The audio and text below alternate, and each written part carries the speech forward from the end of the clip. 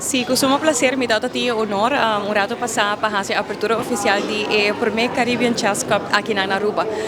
Sino que nos 85 participantes que durante ese man venidero lo están participando contra otro de lo cual cota el deporte de ajedrez.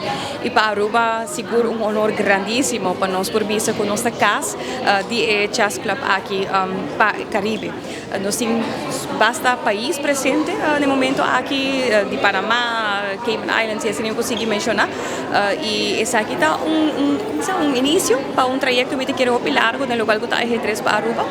Nos tiene ajedrez presente en nuestro sistema educacional Caba y nos queremos seguir expandir esa aquí. Año pasado el presidente de la Federación Internacional de Aruba, donde con nuestro papia arriba no solamente parte educacional, es parte de ajedrez del barrio, cual también está activo.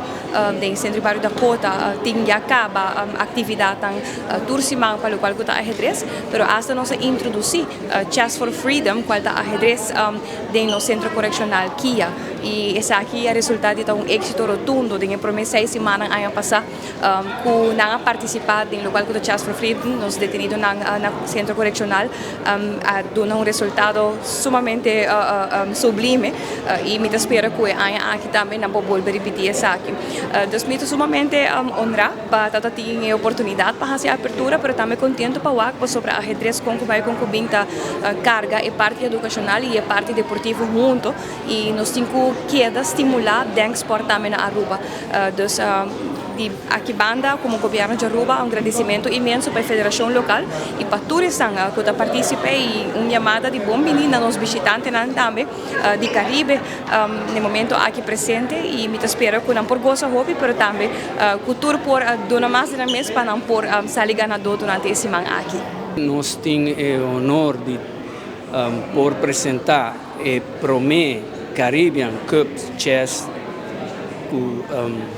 Tawaro sponsor de Loto para Deporte, Ministério de Deporte e FIDE América. Aqui está em 3 categorias. Está a categoria Open e nós temos a categoria U18 e U12. Na categoria U12 nós lo premia U8 e U10. Na categoria U18 emocionante U12 tawaro premia e U16. E em Open nós temos prêmio especial para o melhor local, o melhor jogador rubiano, que está score melhor, esse é prêmio especial. A maneira nossa visa está dia 19 e acaba dia domingo, dia 23. Onde 6 sortes em clausura.